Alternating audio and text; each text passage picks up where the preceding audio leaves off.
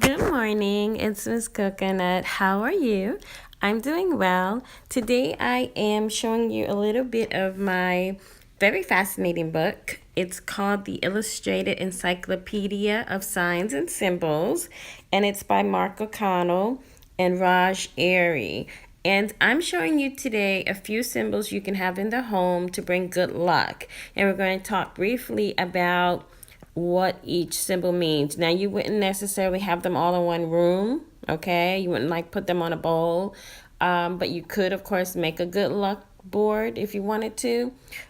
Some of these relate to feng shui, so you would look up the feng shui use for the items, all right?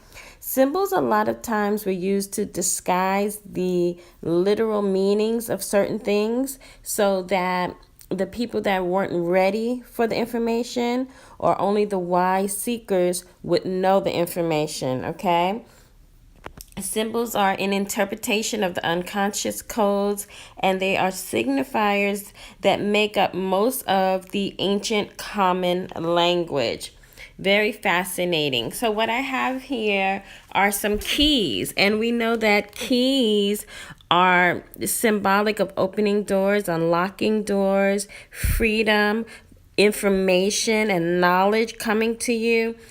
For example, if you saw a map, you would also see there would be a key or a legend that tells you what each symbol on the map means. If it didn't, you wouldn't know what you were looking at on the map. You may not know ST would be an abbreviation for street, for example.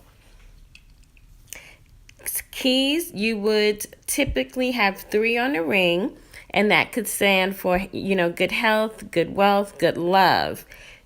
In some African countries, these would have been painted gold. So that's something that you can consider doing. Okay? So 3 keys on a ring. In Japan, keys were symbolic of prosperity because the houses that guarded the rice and kept them safe away from like the rodents and stuff were often also locked because rice was seen as wealth. So keys are very important to have in the home to unlock many blessings. You could consider having an elephant. The elephant is symbolic of power and strength, victory, and wisdom. Now, the elephant, you would make sure his trunk is turned upward. And we see that elephants also offer new beginnings because in the story of Ganesha, he was a boy and he ran out to meet his father who had been gone for a long time, and the father didn't recognize him, so the father cut off his head. And when the father cut off the little prince's head, he had to find a replacement, and the elephant was sacrificed, and that's why Ganesha has the elephant trunk. So make sure, so he opens the doors, he removes obstacles, and he offers new beginnings. Just make sure the trunk is facing upward. Now, this one is, some people are probably torn about pennies, whether pennies are lucky or not. But if you find a penny and the head is showing, that's good luck. Typically, if the tail is showing, it's bad luck. But there's also a spell that you do, and you change it over to be good luck if you find a penny, okay? So I'll probably talk about that in another video. Pennies stand for number 1, so it's a very positive vibration. It stands for being first. It stands for having fresh ideas. And there used to be a song called Pennies from Heaven. And the idea was that pennies from heaven means you get an unexpected windfall. Just like sometimes when someone has passed, you'll start to see pennies. And that's a symbol to know that your angels, your guides, your deceased loved ones are with you. So pennies are good luck to have in the home. I also have here a Chinese coin. Now the Chinese coin is good luck. Again, this is feng shui. So you would have 3 coins tied with the red ribbon, and that could stand for heaven, earth, and man. And that is the union of all 3 when you use them. Now, what's interesting about this Chinese coin, it's a circle, and then it has a square, and it has symbols on the back. So the way you would even have it in the home, is very particular in feng shui. But what I want to mention today is that the circle actually represents the heavens and the square represents the earth. Now, I thought that was funny. So, you mean the earth is represented by a square, which is four corners, like the Bible talks about, four corners, and the heavens looks like a dome. Y'all know I love my conspiracies. The Chinese coins are inscribed usually with good luck symbols, okay? So it's very lucky to have. Then we have the horseshoe, which we know is protection. Some cultures, the horseshoe, because of the crescent shape, is associated with the moon goddesses.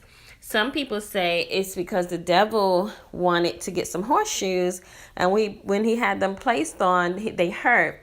And the blacksmith bribed him and said, the only way I'll take these off is if you never come and harm me. And so he took them off. The devil agreed not to cause any havoc.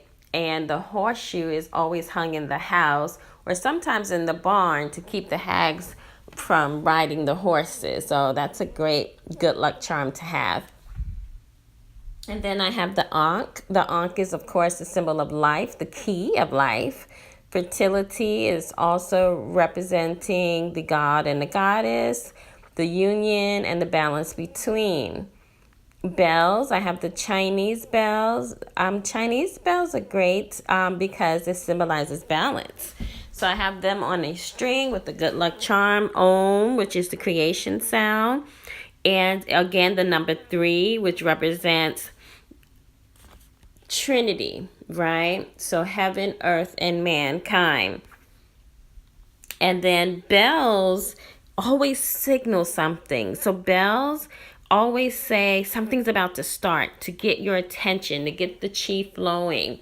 You have to understand that when the bells start to make their sound, they are calling to get the spirit's attention or to ward off the negativity from external spirits, okay? So they can be used anyway, and they would typically be hung, at the front door. Then I have my lucky Chinese cat. Isn't that cute? A Maneki Neko. I hope I said that right. That was sent to me by my Facebook friend Jamila, who's actually on a break, so I don't get to see her much, but thank you. This is going on my wealth altar, and you see this beckoning cat. You see his paw is up. You see that lucky cat in lots of Chinese marketplaces to attract good, abundant, prosperous spirit. So I think it's a great addition. I thank her sincerely. Now, I want to know from you, are you into signs and symbolism? Do you see them everywhere? Let me know. Talk to me. I'm going to be going through this book, so if you're interested to see more, let me know below.